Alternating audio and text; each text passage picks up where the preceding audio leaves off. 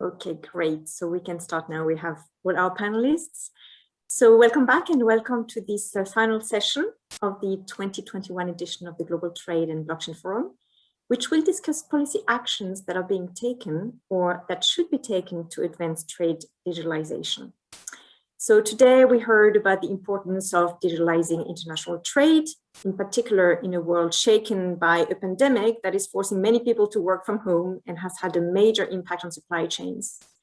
The COVID-19 pandemic has clearly accelerated the move towards digitalization, but we're not there yet. We heard how this technology, blockchain or distributed ledger technology, can facilitate access to finance, in particular for MSMEs during session 2. We heard the importance of digital identities for international trade. That was the session right before this one, moderated by Oswald, who is also with us on this panel. But we also heard the challenges that practitioners in the field face to scale up their solutions. So what do we need to do to make it happen and avoid having the same conversation in 5 years' time? Now, the idea of this session is to present some of the initiatives taken to address challenges to further digitalization discussed today, such as the famous digital island problem or the lack of regulatory framework, and to explore what more may be required to make end-to-end trade digitalization a reality and to catalyze action. So we want to make this session as interactive as possible. It's the last session of the day. It was a long day. So please ask your questions via the chat function at the bottom of the screen. I will take them as they come. May keep some for the end, I will see. So we have with us today an outstanding set of panelists. We have first Luca Castellani, who is the secretary of the UNC-TRAL Working Group 4 on electronic commerce, and he's the king of UNC-TRAL model on electronic transferable records. That's how I like to call you, Luca. So if you don't know what the MLETR, that's how we call the model on electronic transferable record is, no worry, he will tell you all about it in a few minutes. But Luca is not only a UNC-TRAL high flyer, he also loves flying for real. His hobby is civil aviation. He loves flying odd planes and trips, whatever you would worry the average passenger. But he feels he's better as a navigator, old school, map and compass. So Luca, you now have the big task of helping us navigate the regulatory intricacies of electronic transferable records. No pressure at all. Next, we have Sarah Green, who is Law Commissioner for Commercial and Common Law at the UK Law Commission. And Sarah is the UK of electronic transferable records. She will tell us all about the challenges that they faced in the UK when trying to transpose the UNC-TRAL MLETR and how they've gone about it. But Sarah is a lawyer, but her real dream was to train guide dogs for a living, but law got in the way. Next, we have Oswald Kauler, who is Managing Director of the ICC Digital Standards Initiative. You already know him. He was moderating the previous session. Now, Oswald has the arduous task of trying to find a way to connect current digital islands. I know that Luca, the navigator, is helping you on the regulatory front, and I'm happy also to have joined this exciting endeavor. Now, Oswald's favorite book is Hit Refresh, The Quest to Rediscover Microsoft's Soul and Imagine a Better Future for Everyone by Satya Nadella. Now, I must admit, I haven't read the book, but I now will. Now, the title is no doubt inspiring and in line with what we want to achieve here to imagine a better trade future for everyone. So thanks a lot for the tip, Oswald. Next, we have Parm Sangha, who is Global Blockchain Leader, Trade and Trade Finance at IBM. Parm had the privilege of meeting Sean Connery, the first film James Bond, at the World Cup opening game in Paris in '98. He also met the second radio James Bond, Bob Holness, when he, Parm, was on a children's TV quiz program hosted by James Bond 2. Now, this being said, Parm's goal is not to be the new James Bond, but to be the secret agent for trade facilitation through digitalization. So what a program. That's really a big program. And finally, we have Marco Vontamitis, who has spent 25 years at Standard Chartered and who is co-chair of the ICC Working Group on the Digitalization of Trade. Now, with 4 young active boys and being heavily involved in digitalizing trade and trade finance, there's not much time for sleep in the Vontamitis household these days. So when Michael is not active on his various night jobs, he sleeps deep to recharge. And some of his records include sleeping through a coup attempt in Nairobi with missiles and jets flying overhead, and through a gas explosion in next door flat in Hong Kong that blew his door in. Wow. Now, without further ado, let's start our panel discussion. And let me start with you, Michael, the tireless advocate of trade and trade finance digitalization. So as I said, you are the co-chair of the ICC working group on the digitalization of trade. And so as co-chair, what do you see as key impediments to the digitalization of trade and trade finance? And in your view, what more needs to be done to make it happen, to make trade digitalization and digitalization of trade finance happen? Thanks, Emmanuel. I think you summarized what happened today really, really well. And we heard about digital islands and how various technologies, including blockchain, artificial intelligence, amongst others, can help digitize and this sort of trade ecosystem and drive economic growth. We all know that a typical trade transaction goes through 30+ stakeholders with hundreds of different interactions and communications between them and the buyer and the seller. And this really leads to the inefficiencies and makes it difficult to move away from paper and digital trade or in trade. And so when you think about this from an MSME standpoint or from perspective, this slide that I put up here really tries to illustrate what it feels like to be that MSME. Whether you're a big or a small company, you need to deal with all these participants in the trade ecosystem. Each participant is trying to push their process, their technology onto the next player in the chain. And so unless you're really a large company, a large multinational, most of the time, everything just ends up as a PDF document or as a paper or email, which is maybe the paper is couriered to each other. And it leads to these billions of pieces of paper that are in circulation at any point in time that's required to enable international trade. So if you're an MSME, you're going to be asked to sort of sign up to 20 different procure-to-pay networks because each of your buyers is on a different network. And because they're bigger, or the sellers on a different network. And there's a bunch of different logistics companies, shipping companies, customs that you have to deal with, customs agencies, ports, inspection agencies, and so on. And it's no wonder that it's difficult for MSMEs to become digital first, even if they want to. And without being digital first, the transparent information required to enable MSMEs to be more financeable is a long way away. So how do you solve this digital jigsaw puzzle, as I like to call it, to connect these digital islands? So the ICC, so the next slide, thank you. So the ICC launched a roadmap for digital trade in 2018. And really what it highlights that in order to digitize, it's not just about legal frameworks, it's about liability, it's about data governance, and it's about information security. And it's great to be on a panel with the foremost experts in the field here today. But the roadmap here really shows what is really needed from governments, industry bodies, as well as industry itself in order to get onto this journey. And for example, in the document, we outline 9 steps governments could take to unlock digital trade. Now, John Denton mentioned updating legal infrastructure through the adoption of unit trial, and I'm sure Luca is going to be giving us a real insight into that today. But adopting it into local legislation is going to be really, really key. But it also includes things like the customs single window, which was also raised in a previous session. So it's important to realize that this journey is just a roadmap. It's going to take time. But it's imperative that all the participants support MSMEs as the world works through the current pandemic.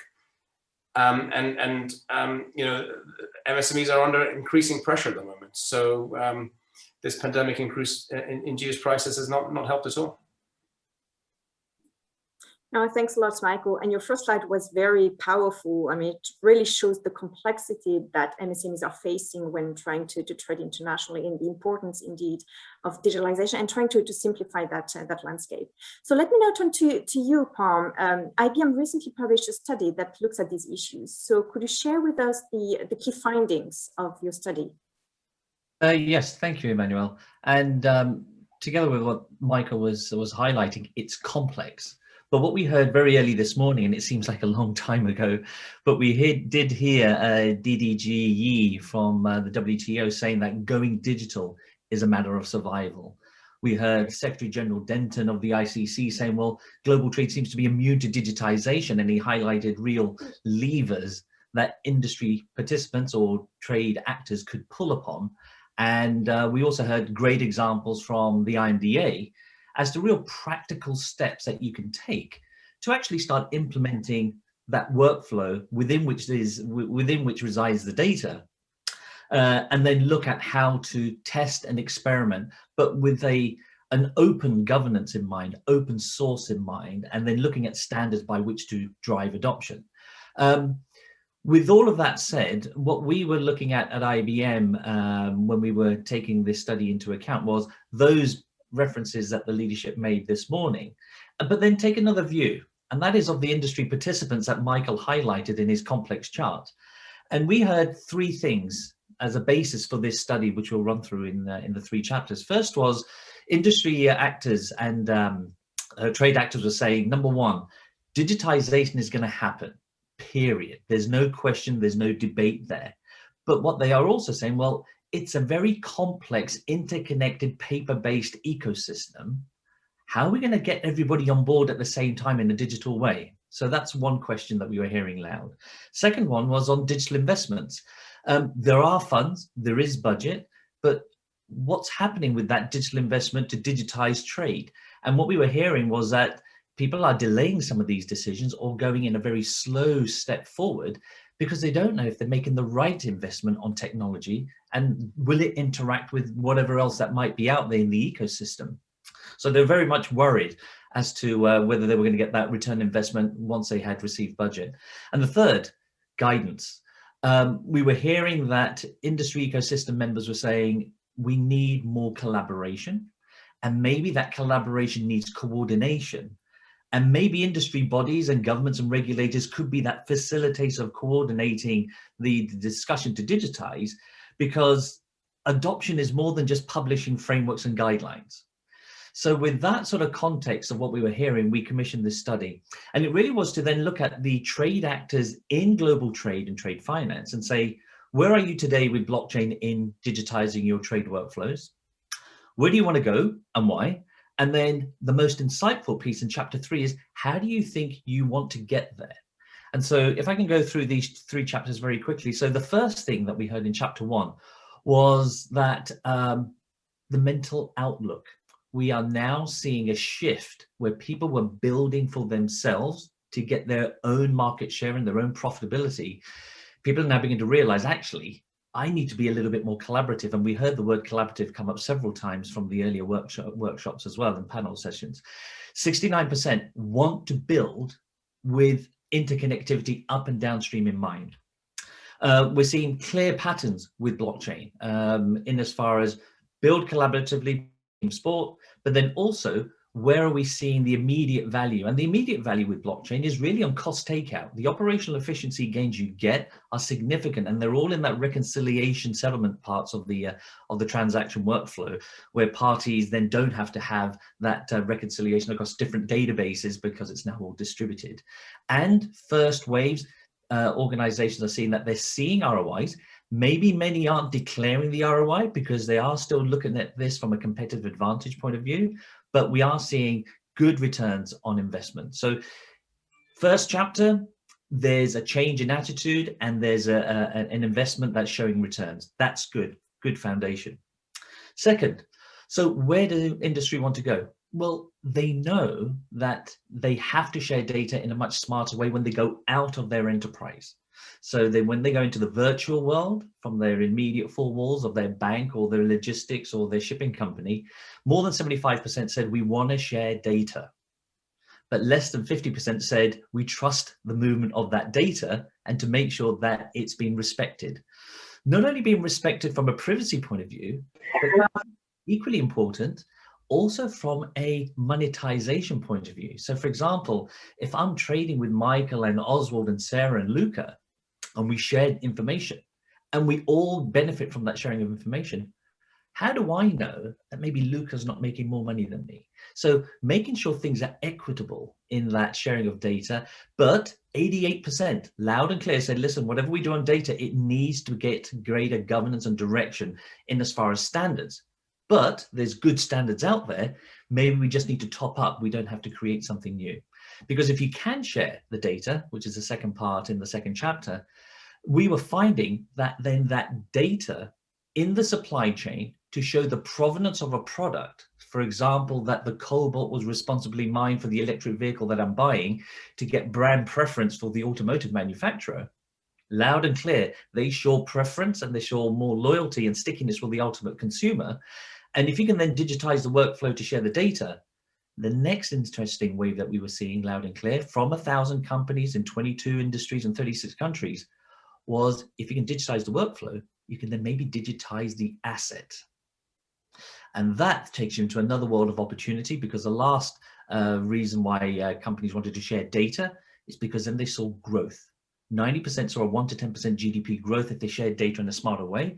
And it was more than just shareholders, it was stakeholders, it was the environment, it was the circular economy, it was the sharing economy when we're looking at the environment as well. So they could see that there was value in sharing that data.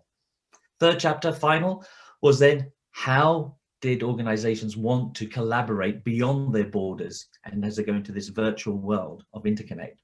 Well, they all recognize from a technology point of view, no one technology is going to rule the world. There's going to be a mix. But guess what? Of that 85% who saw that there's going to be a mix, it's all got to work together. And there's got to be this interconnectedness, and we'll touch upon the interoperability later on, and also that movement of that data. Whether you're on Azure, whether you're on Amazon, or whether you're on IBM, whatever the cloud, it's got to move from the infrastructure as well. So it's got to be interconnected. And also, do we have to always choose one of 5 or 10 KYC providers or digital identity providers, which has come up? Can we choose one, or maybe choose a collection that all interoperate because one's good enough because the other one said it's fine?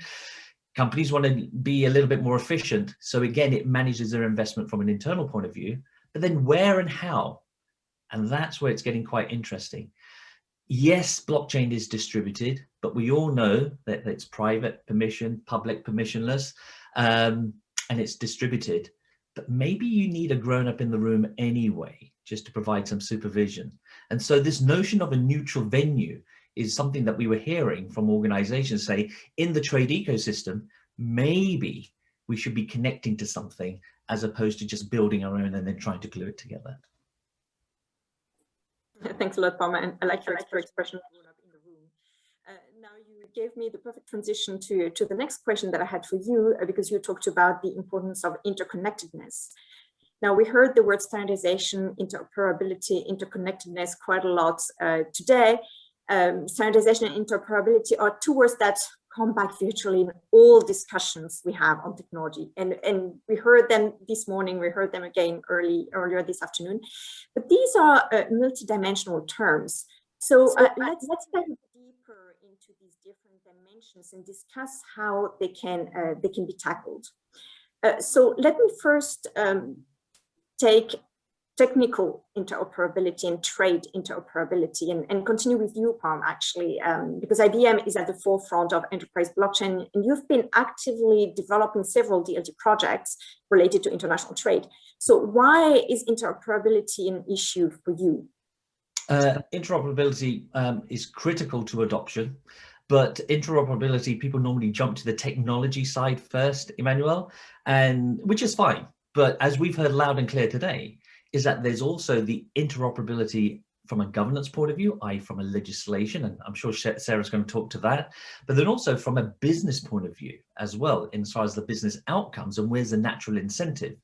So there's two other elements to factor in, and those need to be considered in together with technology. But specific to technology, if we don't get the right alignment, then it does have a material impact on adoption and rollout. And again, I'll touch upon a little bit of those things later. But when we're looking at technology interoperability, there's 3 areas that people look at it today. And then there's a 4th, which actually is where we're seeing a pattern. The first is, as we said, it's all about the digitization of the workflow at the movement of data. Today, APIs at the top level work well. There's a load of companies out there that provide capabilities. They're not open per se, but they are competitive, and there are methods by which you can move data in that digitization of the workflow. And as I mentioned before, then once you're moving the data through APIs from applications, you're going to hit the infrastructure, and that's where the cloud infrastructure comes in. And that is very open because of Red Hat Linux, and you can sit on top of an AWS or an Amazon or a Google or whatever cloud you want. So that's fine. The piece where people then are getting het up is on the blockchain interoperability. First thing, not every blockchain is a DLT. And as we heard earlier on, there's different consensus models by which these platforms work. Main thing, they've got to work together. And sometimes I do believe that conversations go down to the weeds of technology interoperability at a DLT or a blockchain level because one wants to win that battle, but nobody will. It's going to have to coexist. It's a team sport, no matter whether it's private permission, as I said before. So they're the three things that we see in interoperability from a technology point of view. But the fourth layer that we're now seeing is actually interconnect. Because the net, and I think Vinay said it earlier on, technology can do this stuff. It's the business and the governance that will drive the direction of how it's then designed. But on the design side, we're seeing interconnectedness. And the interconnectedness is all about how do I move data from one trusted party to another trusted party in a trusted way. And that's where we're seeing a lot of the focus with regards to interop. Well, thanks, Palm. And as you said, there's more than just technical interoperability, and we touch upon the other aspect of regulatory interoperability and business interoperability. And talking about business interoperability, let me turn to Oswald now. Now, the ICC recently launched the Digital Standards Initiative, which aims to address the famous digital island problem. So my key question to you, Oswald, is how do you intend to build bridges between existing digital islands, and what challenges are you facing? I bet you're facing a lot of different challenges. So very keen to hear that. Thank you so much, Emmanuel, and thank you so much for having me. Short answer, standards. There we go, done. On to the next speaker. No, I'm joking. So when I think about trade digitization, I think about the Northern Star, which is how do we enable, whether it's importers, exporters, carriers, banks, and customs officials to effectively and efficiently digitize trade. And when I think about the effectiveness of trade digitization, it's exactly what Palm also mentioned. How for every dollar that we are spending on these investments, how do we ensure that the percentile of digitization happening in our supply or trade processes are going up? And the second thing is, how do we ensure that we're doing that efficiently? So from a cost perspective, to Michael's earlier point, we're not sitting in a position where maybe some of the larger organizations can join 10 or 100 different blockchain solutions or non-blockchain solutions because they have 10,000 suppliers to move their trade documents around, but MSMEs and smaller participants have to deal with that level of complexity. And I think the most important way to do this is to actually not necessarily look at it again from a technology angle, but actually look at it from a carrier, importer, exporter, and bank's perspective. So if I'm a carrier, for example, how do I digitize the preparation and issuance of bills of lading documentation so that it can be used in whichever platform the industry is using? How do I do that in a way so that if I'm at a bank, I don't necessarily have to go and train up every single branch member on 10 different applications just to move title documentation across. So I think this is important. It's important to think about this from a customer perspective, because then things become a little bit easier. Becomes a little bit simpler to figure out, well, where should we invest our time and effort? And to Palm's point, I think what we'll find is a lot of the puzzle pieces are already there. So you'll see I have one slide, only one slide for today. And on this slide, you'll get a sense of what are the 5 key focus points that we have on DSI.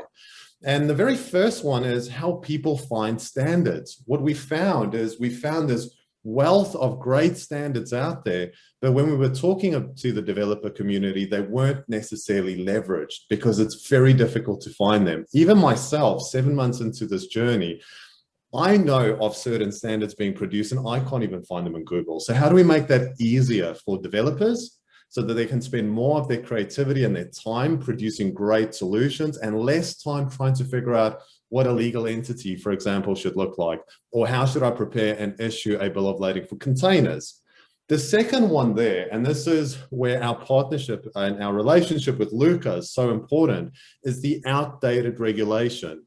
A lot of the challenges we actually have when it comes to interoperability between two systems is how do we prepare and issue a document of title in one system and actually use that document in a completely different system, for example, for discharge.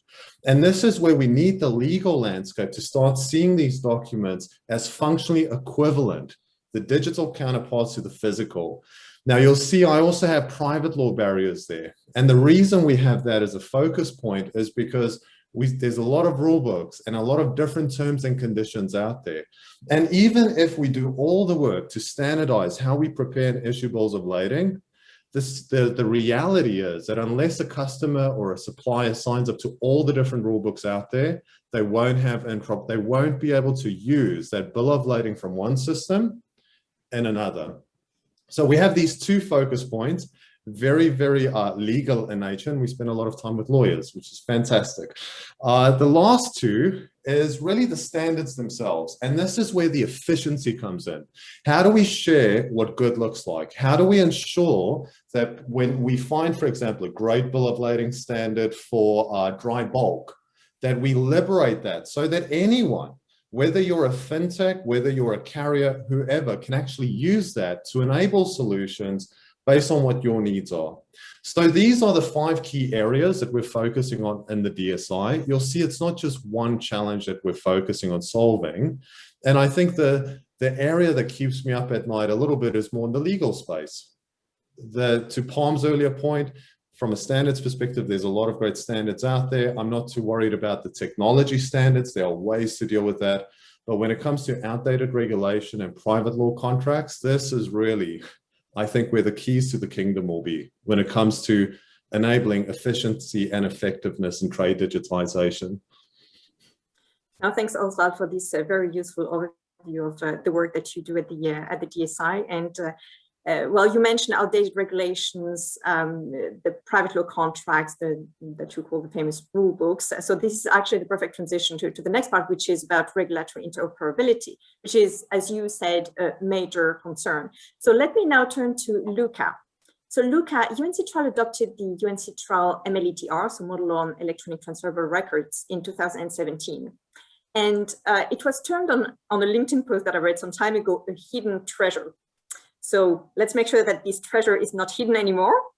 And it would be great if you could explain why the MLETR is so important, and maybe start with what electronic transferable records are and why they are important for international trade.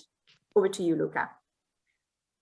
Thank you very much, Emmanuel. And first of all, thank you for having me here. I would like to thank you, but also to thank all of the panelists and the participants. It's been a long day, as you said. We still have a very good attendance. Now comes the hard time, because the lawyer is stepping in, and I'm aware of Oswald made a great presentation. Now I am torn in between, when, with all due respect for the following speaker, who is also a lawyer. We have to bear in mind, on the one hand, the attitude of those who say, whenever I want to kill a project, I send it for a legal opinion. And on the other hand, the easy solution that we find already in Shakespeare, first thing, let's kill all the lawyers. That's the most famous line that we can have, and the most famous suggestion to deal with us. If you don't want to follow Shakespeare's suggestion, we can look at uniform law as a possible solution to what we are discussing now. I work for UNCITRAL, which is the United Nations Commission on International Law. It is the core body in the UN system for the harmonization and the modernization of commercial law. UNCITRAL has prepared a lot of texts on electronic transactions and electronic signatures. I was actually very interested also by the previous panel. And the working group 4 is currently working on a model law on identity management and trust services, including cross-border use. But just before the current project, there was this project on electronic transfer records.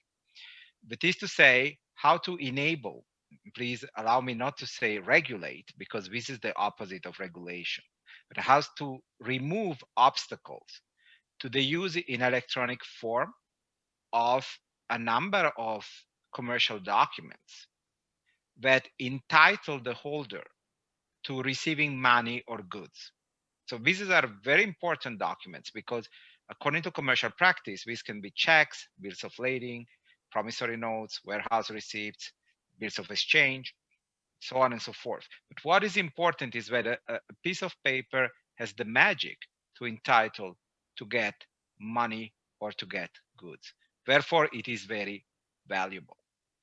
Now, everything that was said so far, but in particular what Parm said, comes together with this because this has been for many years the missing element in enabling the notion of data pipeline across all commercial transactions, in particular trade financing, in particular logistics, but also, for instance, paperless trade facilitation, single windows for customs operations.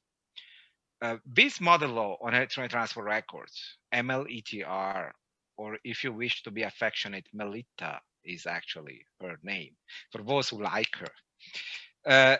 It also specifically enables blockchain because it is technology neutral, but it provides some guidance on how it can be implemented with the use of blockchain.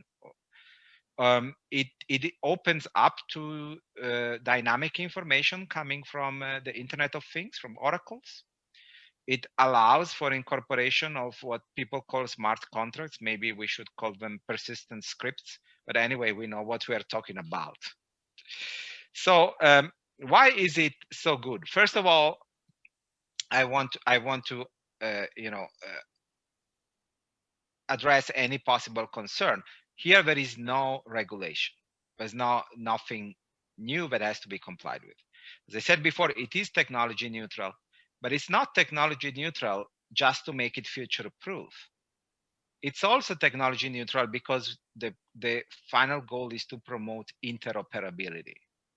So we believe in technology neutrality as and mutual legal recognition as the two gateways to achieve interoperability and to enable data flows.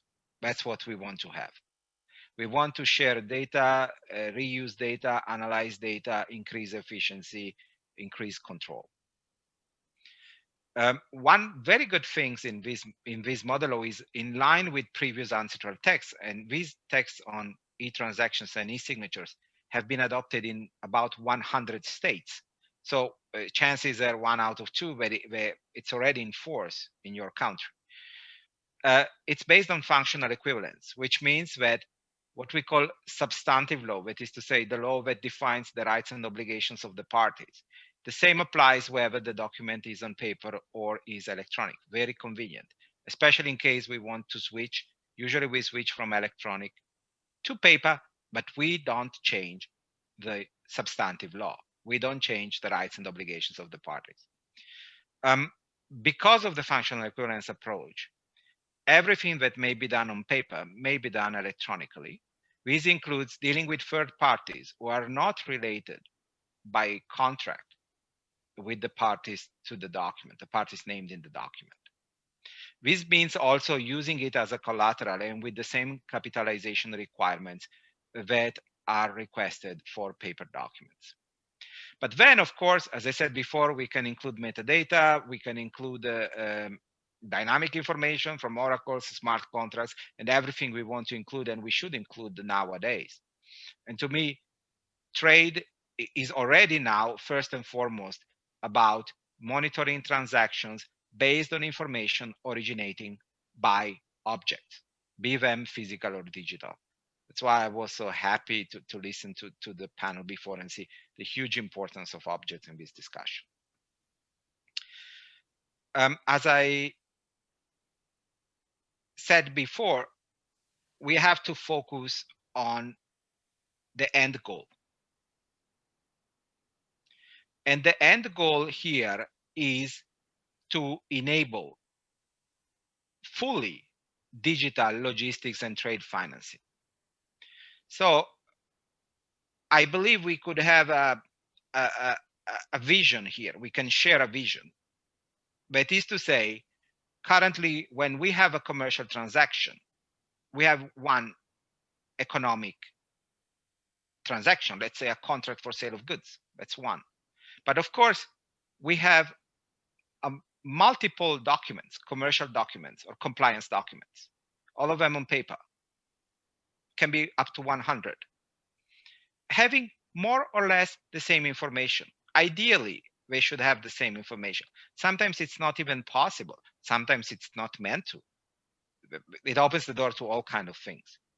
If we change a little bit, we all say when we digitize, it's an opportunity for business re-engineering. But what does that mean here? Here it's more of a, I call it a quiet revolution. The quiet revolution is we move away from all of these documents, digitizing one-to-one, and we put all the information of the transaction on a single electronic record, which is also transferable. And what we achieve there is that if we have a single data source, all the information has the best quality. It's up to date, it's complete, it's accurate, and it's authentic. And then we can generate all the documents we want from that single source. And we can update it, of course, at the same time from that single source. You see here, better governance, less compliance costs, reduce errors and inconsistencies. Let's think what just happened with the Suez Canal. I am asking to the audience, how many documents do you have to update because of a delay in the expected arrival date? And this could have been done once at the source. And maybe you have to do it again because you don't know when you actually will be able to unload the cargo. And let me finish, because it's important these days, with an example of what this could mean for COVID-19 economic recovery. Now, we want paperless trade because we want to reduce personal interaction and associated risks for humans and for, of course, the goods. We all know blockchain, for instance, helps us immensely with traceability. How important it is these days to know these medications, where are they coming from? Who is providing, the guarantee that they are what they are supposed to be? And let's not just think from the first world perspective. That's really important.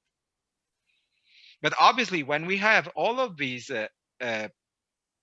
information available, then, as I said before, it's possible to have very good governance and to have control and to prioritize those shipments that need to be prioritized and send them to the fast track, to the green channel, whatever we have, because we want the humanitarian relief right here, right now. And then, of course, in the medium term, we have what Oswald is advocating, because all of these, more control, less fraud, less documentary fraud, less risk, based also on the use of identity management and trust services and the identifiers, then it means we know the parties better. We have more information. And those parties that are worth, they can get benefits, including access to cheaper credit. Now, this is a model law. It can be adjusted to the legal needs of each jurisdiction. I'm so very happy that Sarah now will say how we're doing it in England. But I want to say, as no matter how small the economy or the country, each country has a fair shot at this. And sometimes those who apparently have less, they might find themselves jumping right at the front of the line, because it's so easy to catch up these days in this space. Thanks, Emmanuel. Thank you very much, Luca, for this introduction to the MLETR. So let me now turn to Sarah. You're working on a proposal to transpose the MLETR in UK law. And what I understand is that it's not necessarily easy to simply change the law and allow for electronic transferable records. So what makes this change potentially difficult, and how are you approaching this issue? I think that would be very useful for people in the audience to learn about your experience in transposing the MLETR. Over to you, Sarah. Yeah, so it's an interesting exercise, and it seems, I can imagine from outside, to be a frustrating process that we're going through, because I can imagine that the question arises in lots of people's minds: why can't you just write a law that says we can use electronic documentation in the same way as we can use paper documentation and everything should be fine? And it would be nice if that were the case, but as I guess most people here realise, and certainly Luca realises, that it's not as straightforward as that. And Melita is what I now call it. Luca has taught me a proper name. So what Melita does, obviously, is provide a fantastic framework from which different jurisdictions can take principles, can take guidance, and implement those in a way which fits with the peculiarities of their own legal system. And the other thing that I found really helpful during this project, so I should say that the Law Commission is in the process of, we're about to publish in the next month a consultation paper on our proposals. And in the process of doing that, I sat as an observer on the panels of several bodies across the world, because of course all jurisdictions are struggling with more or less the same issues. And we thought it was very important not to formulate any proposals in any blinkered way, because as everybody has said so far today, and of course it's obvious, that there's no point in doing this as a unilateral measure. I mean, it just wouldn't work. We've all talked about interoperability of systems and interoperability of legal systems particularly, and of course that is central. But again, it's not as easy as just saying everybody should do the same thing, because that won't work in every single jurisdiction. So I found it very helpful to sit as an observer on panels doing this for different jurisdictions, so that we develop, as the Law Commission of England and Wales, so that we develop our proposals with an eye to what everybody else is doing. And it's no surprise that you have lawyers across the world who are really interested in this stuff, really knowledgeable about this stuff. And there is so, I mean, I'm happy to report that there is so much common ground, and that actually, although we can't have a plug and play solution, we don't even really need one. There is so much that we can work with and just sort of put it into the jigsaw of individual jurisdictions. So I feel very positive about it. We've also made it very clear in our proposals, as people will see in the next few weeks, we have a specific provision for change of medium, so that if a document that is governed by English law, which if our proposals go through, will be perfectly accepting of electronic documentation, they will be those documents will be a perfect legal analogue for paper documentation. But there is also that provision which allows for change of medium. So if that document comes from a jurisdiction that doesn't yet recognise electronic, or goes to, there is a recognition that the change of medium will not affect, for the purposes of English law, the legal effect. So that's been, I think, an important development. I mean, in terms of the peculiarities of English law, what has been the main concept so far that has been a blocker? Because that's what we're really talking about today. It's the legal blockers that exist now as historical accident, really. Because of course it's only relatively recently, certainly relatively recently in terms of English law history, that we've even been concerned with obviously digitised assets and digitised documents.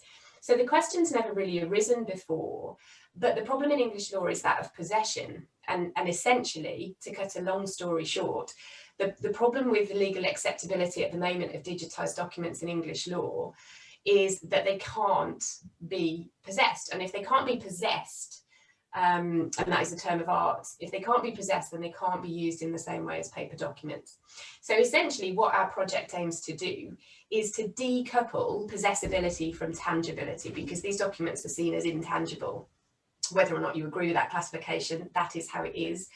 And as I said, the question's never arisen before, because historically, if you wanted a bag of gold or a horse or a cow, well, you could possess them and they were tangible. So the question never arose. But now, of course, it does arise, because there are all sorts of things now that are digitized that actually, I think, as a matter of law and as a matter of fact, you can possess in a way that looks analogous to possessing something that's conventional. So the basis of our project is, obviously we have exactly the same objectives as Melita, and we do very, very similar things. So Melita, as Luca has already said, provides this functional equivalence in terms of control of an asset. So once you have a sufficient amount of control of a document, then that has a certain legal effect.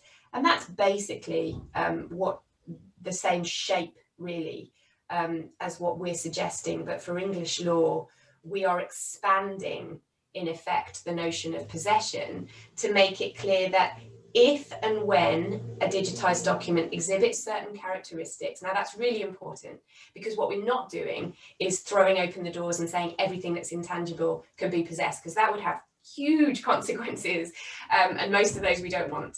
So what we have done is we have isolated certain characteristics of possessibility, which don't require tangibility.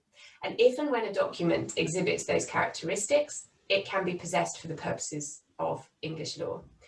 And that, I think Luca will agree, I'm sure he will tell me if he disagrees, that is a compatible means of achieving the same ends as Melita. It's very common, as I said, across other jurisdictions.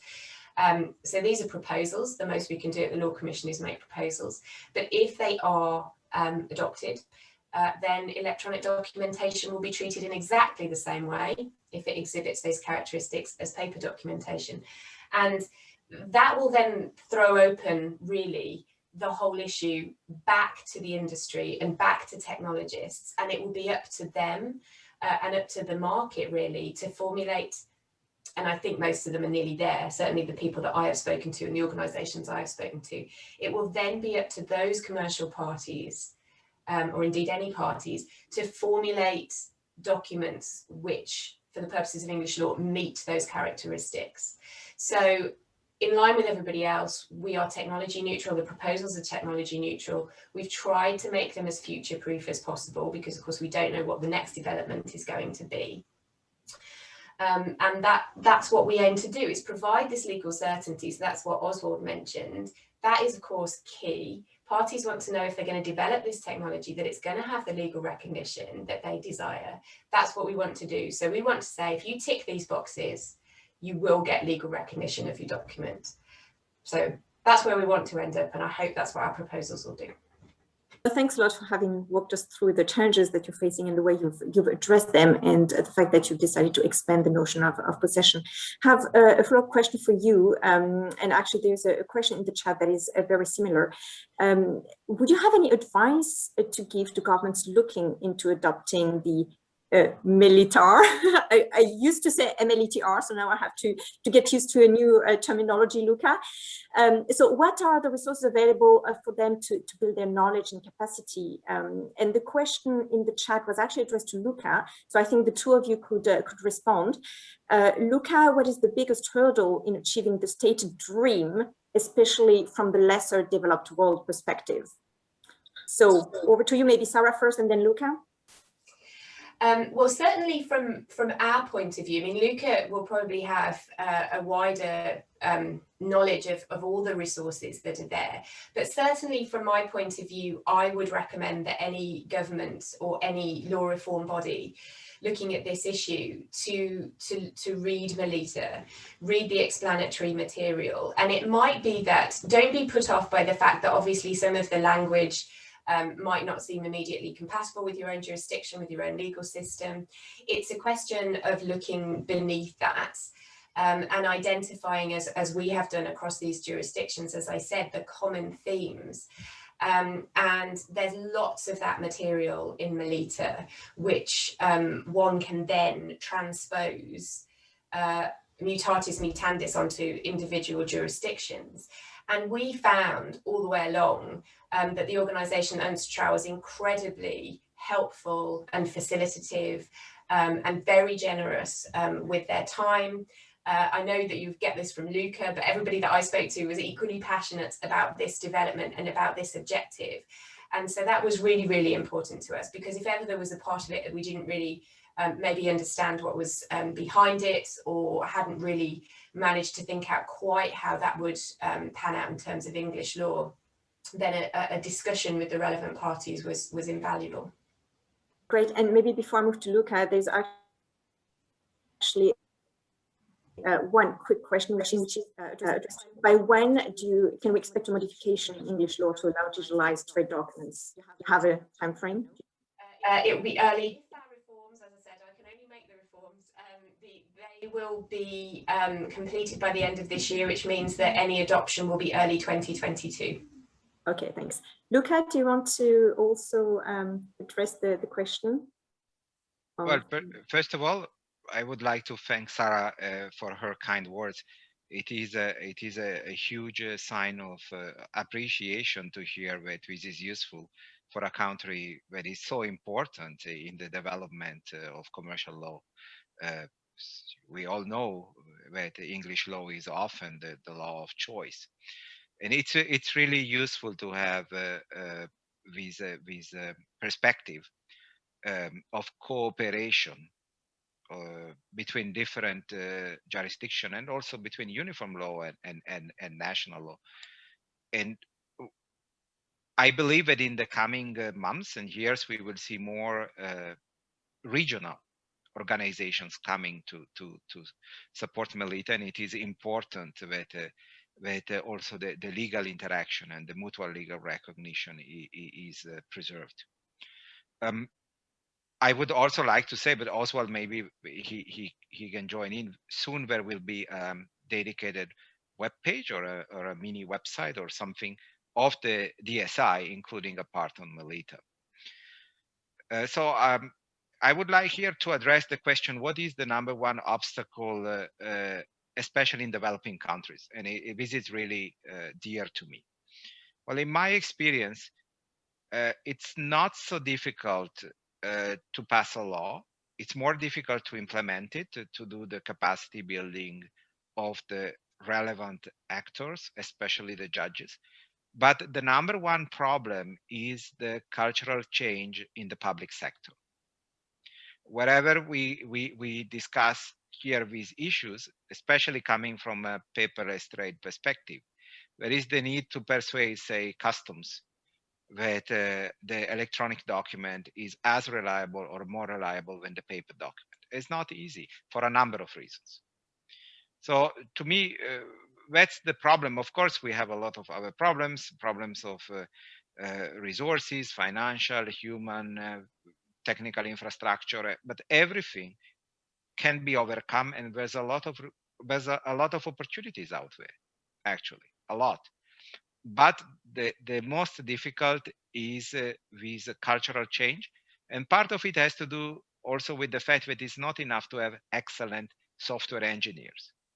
One has to give a minimum level of digital awareness to all the people, so that everyone may get the benefit of this and may interact with this type of arrangement in a fruitful manner.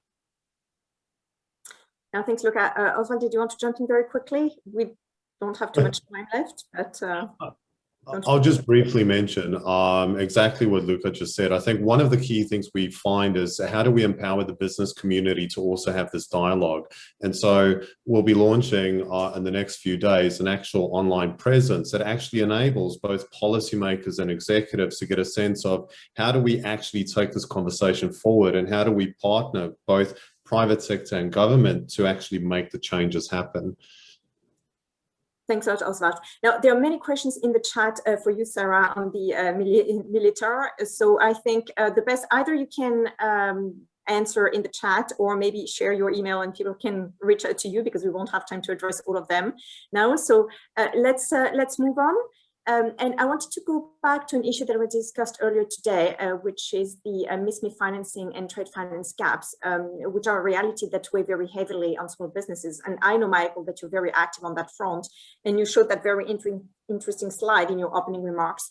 So I wanted to ask you, what do we need to do to build a new and better trade finance ecosystem? So what does this all mean, these issues around interoperability for the trade finance ecosystem? Yeah, thanks, Emmanuel. I think we're just beginning to understand how this digital transformation may lead to an increase in availability of finance for SMEs, but it's not as simple as it sort of sounds. And I think there's a number of areas that you kind of need to think about. And I thought the report that was issued today by yourself was great, and sort of highlight a lot of these issues. But top of mind, I would say there's a couple. One is just enabling digital identity. I thought it was a great session last time. I agreed with Luca. I thought it was a great session on digital identity. But enabling MSMEs to have a digital identity and helping them to become digital first and figuring out how to present information to their financing partner, I think is going to be really, really critical. And that's sort of a first step. And then second is about actually what needs to be digitized in order for MSMEs to have greater access to finance. I mean, we're talking about trying to change the world and have everything digitized end to end. And it's a fantastic vision and a dream, and it will take time to get there. I think we talked about a roadmap. But it's important that that you understand what's actually required to start. So starting with purchase orders and invoices and digitizing those and making them available for financing and avoiding double financing. I think that was covered in a previous session as well. That's really, really critical to start that enablement process. And then the third area that I would sort of touch on is probably around regulation and policy that enables lending to smaller companies to become more profitable for banks. A lot of banks don't lend to small businesses because it's just unprofitable, either because they lose too much money, the capital models don't work, or it's too expensive to do it. So, figuring out how to make it more profitable to lend to this segment and increasing this huge liquidity pool that's available at a low cost, as in digital, and lower risk in terms of improving the credit modeling and understanding of risk, and essentially making more efficient through changes in capital regulations or using smarter ways of using blended finance. I think at the moment, blended finance has a number of ways of operating. I think there's more imaginative things that can be done. And as some of these sort of digital basics kind of get put into place, the fourth is really going to be about improving the access of small businesses to alternative liquidity through capital markets, which is about transparency and risk understanding for those capital markets of the risks in this space, and enabling, I think I mentioned before, enabling how those small businesses, who basically, if you've got a shipment of goods to make, you need financing for that shipment of goods. You don't understand how to convert all the information that you've got, probably all in paper form at the moment, into a request for financing. So a lot of that stuff just gets turned down, and that's why we have a large gap. And I think the other point that's been made a few times is really around capacity building and education. How do we translate that information, and how do you educate SMEs in terms of all the different channels that are available? And I think that's going to require quite a lot of work as well. So I think those are the few that sort of come top of mind. There are a couple of others, but the main ones. Yeah, thanks a lot, Michael. And clearly, I mean, the challenge of education is a big one. Oswald, I know the ICC recently issued various statements on this issue and launched a Save Our SMEs campaign in 2020. So do you have any views on this in a couple of minutes? I do. I think one of the key things digitization can help, especially after what we've all been through over the last 12, 13 months, is actually to help bring liquidity to MSMEs. I think we're going to look back at this period, Emmanuel, as one of the more innovative periods of our time, where we've seen technology and business models coming together and finding new innovative ways of actually helping MSMEs. And I think, again, model laws like what Sarah and Luca is working with are just going to help create so many new business opportunities out there. As a part of my standards work, I have the privilege of meeting all of these great companies, and I have seen some amazing business models tied with technology actually already helping MSMEs. And I have to just end off by saying one of the things you would have seen John do a little bit earlier today is actually announce our Trade Now platform at the ICC. And this is exactly where we're going to try and help. How do we take these innovative blockchain-based companies that offer these new business models and actually tie them into the existing infrastructure of the world to help as many MSMEs as we possibly can.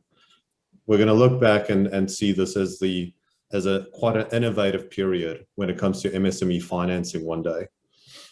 Thanks a lot, Oswald. Now, we talked a lot about the regulatory framework and the law side. Now, there was a widely shared image that went around LinkedIn a few months ago, which stated, what is the biggest driver of digitalization, the CEO, the CFO, or COVID-19? Now, my question is, what about governments? What needs to be done to support digitalization? Can I turn to you, Sarah, since you work at the UK Law Commission? What role for government? So what's the question? Sorry, what is the biggest driver, or what should?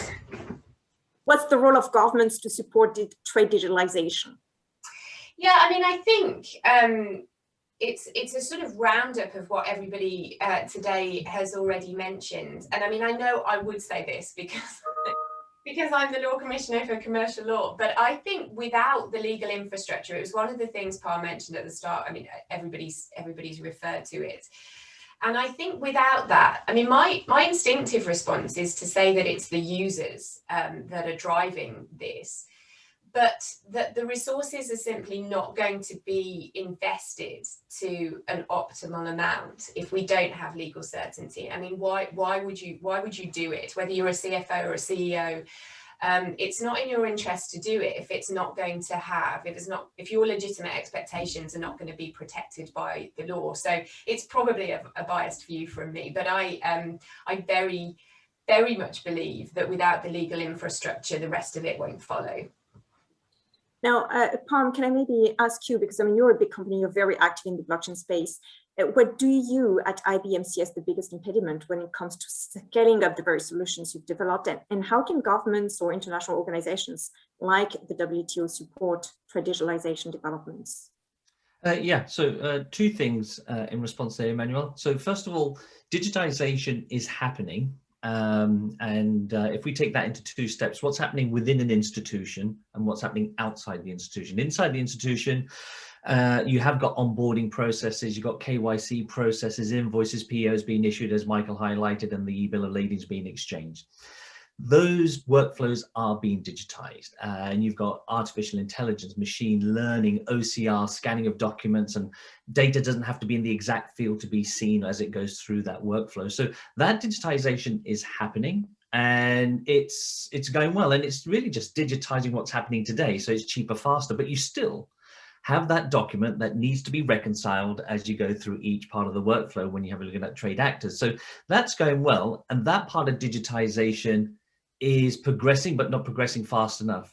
What COVID highlighted and accentuated was the fact that you still had goods stuck in customs, you still had goods stuck in ports, and as the gentleman mentioned earlier, just think about, I think it was Luca who mentioned how many documents are going to have to be changed.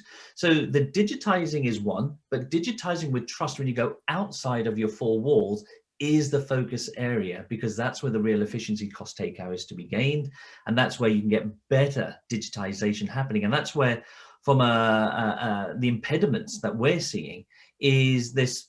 We have a framework called BOLT, business, ops, legal, technology. Business, literally, we are seeing the C-suite and the board being a lot more aware that current business models, and Oswald mentioned this as well, is just not sustainable. Going after market share alone is now not enough, especially with the environment and stakeholders and the SDGs.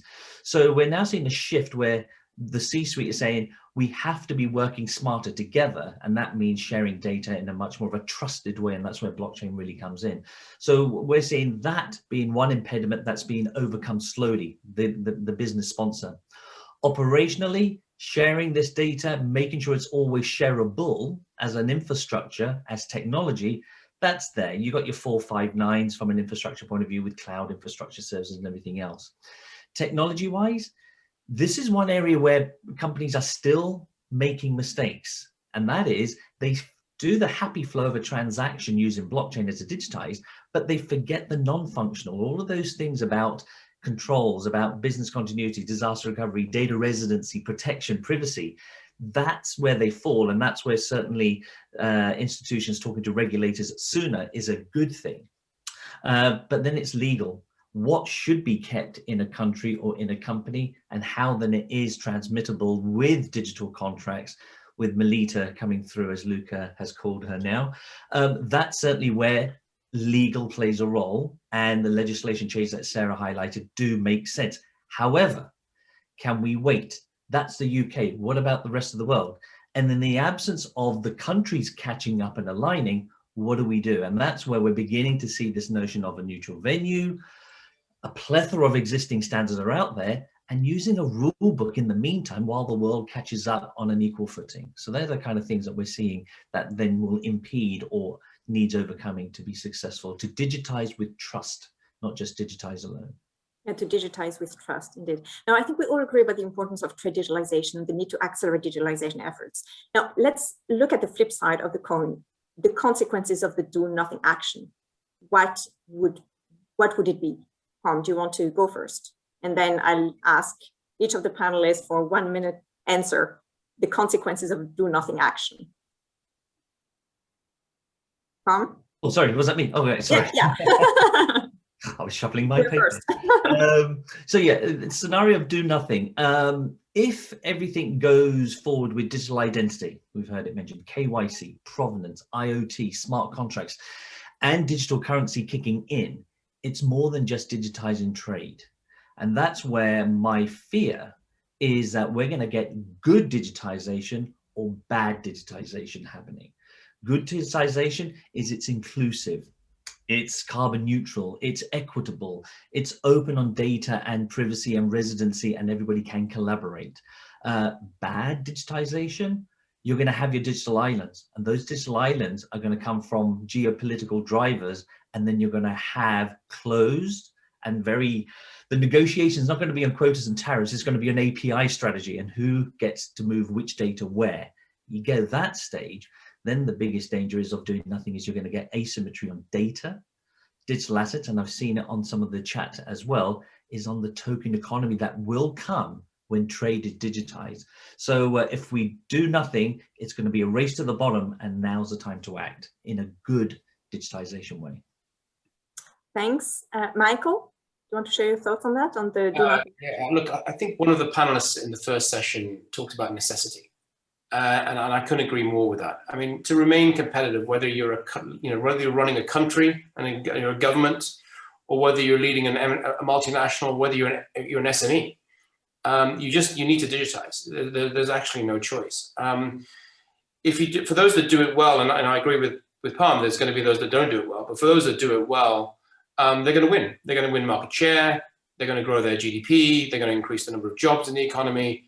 And those that don't will have the opposite happen. And we'll see the trade financing gap for MSMEs increase. So I think there is no choice. The COVID-19 has become an imperative. A lot of companies had already appointed chief digital officers probably a couple of years ago. I would say sort of 2016, 2017, it was kind of a trend to appoint someone to kind of figure out how to kind of make the fourth industrial revolution happen in the company. Countries need to do the same thing. Someone needs to be responsible and accountable for making it happen. Great, thanks. Sarah? Well, I agree with what Michael and Palm have said very much so in terms of the commercial and the practical side of things. The lawyer's perspective is, well, I think it would be a very bad thing not to grasp the nettle now, because what will happen is, which has already happened to some extent, commercial parties are not going to wait. If they want to do something, they're not going to wait until the law gives them the easiest path. What they will do, and what they're already doing, is they will find a way around it. They will try and achieve something that broadly equates to what they want to do, but it will be done in an inefficient way because they don't have any choice. And it'll be done in a piecemeal way, and it means particularly in a common law jurisdiction like England and Wales, which is Michael's already mentioned is a choice of law for a lot of these transactions, it will develop in a haphazard way. So it will be inefficient. It's just far from optimal. It makes far more sense for us all as jurisdictions to think about it now, to look at it in a way which is still to some extent speculative in terms of the technology. And so set out for people what they need to achieve so they can see the easiest way through and a path through. Otherwise, they will use their ingenuity and they will get there, but it will just be in a way which is clunky, and which I just think is unnecessary, really. There's no reason, in my view, not to do it now. Thanks. We only have 4 minutes left. Luca, Oswald, do you want to jump in on the consequences of the no to action? Luca? Nothing action, yeah. Luca first. Luca? I think that we have to be very practical here. Everyone is saying that this is going to happen anyway. So whether we are talking about a country or we are talking about a company, the consequence of not being actively involved in this means not only to miss out on the benefits, but in practice, it means to get stuck in data silos. That's my number one fear. We are seeing, because this is the implementation of the approach of 20 or 30 years ago, we're seeing a proliferation of data silos, which are extremely difficult to break. So I think it's really important to understand the actual danger. This is an immediate and actual serious danger. And just to build on that, I can't agree more with what everyone else has said. Companies and countries all compete to some degree. We've been digitizing now for over 2 decades. DCSA released a stat 0.5% last year, December, and that's after a global pandemic hit us. And the reality is some countries and some companies will digitize quicker and better than others. And to Palm's point, this will provide competitive advantages. And the world that I want to live in is where we liberate companies and countries where they can actually use digitization to enable all those great UN sustainability goals. But if certain companies or countries don't adopt that, I think it's very clear what will follow. Okay, thanks. So the consequence of the do nothing action, race to the bottom, being left behind for some, being stuck in data silos. So, but let's finish on a positive note and a call to action. So what do we need to do to avoid having the same discussion in 5 years' time? Who wants to go first? UNCITRAL, MLETR, please, people. I'm done. Okay, Oswald, UNCITRAL, MLETR. Luca? Listen to what Oswald is saying. Okay. Now, Michael, something different maybe? Definitely start with it. Definitely start with Melita. But look, I think it's about having a plan, making someone responsible, ticking off each milestone, and tackling real problems. I mean, if you've got a real problem in a company, don't just go and digitize and try the technology. And last but not least, you know, this problem in trade is a classic lean manufacturing problem. So anyone who's read the Toyota Way or any lean manufacturing experience or Six Sigma work, it's a classic problem. If you digitize in a silo, it doesn't affect the end-to-end process. You've got to digitize and lean and to have a lean process end-to-end. Fix the process first. Innovation before capital, before applying the capital. Thanks, Michael. Palm, closing word?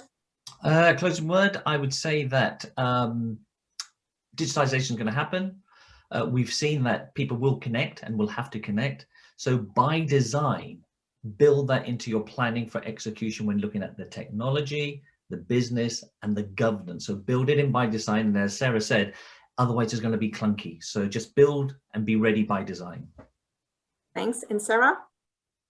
I think be audacious. I mean, this might be an experience as most people talk to lawyers, and lawyers are certainly English lawyers,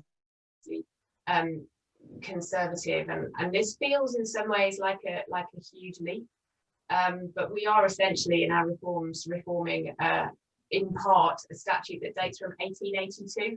So I don't think we're being particularly rash in making a leap to recognising digitised documents. So I think don't be afraid to be audacious when it's necessary. Thanks. And we have an attendee who shared with us his call to action. So I will read it. Standards, interoperability, collaboration, including co-petition. So I think it's a nice way to wrap up the discussion. Now, so a big thank you to our fantastic panelists throughout the day for their very interesting and useful insights, and a big thank you as well to all the participants in this event for their active participation and engagement, and of course to our interpreters. So I hope that today's event has helped to demystify blockchain and distributed ledger technology, has shown the importance of trade digitalization and of what needs to be done to make trade more efficient and more inclusive. So it now depends on all of us to make it happen. And I hope that this event will help to catalyze action to the benefit of everyone, including the smallest players from developing countries. So thank you very much for your attention. And I'm now closing the Global Trade and Blockchain Forum 2021. Thank you. Bye.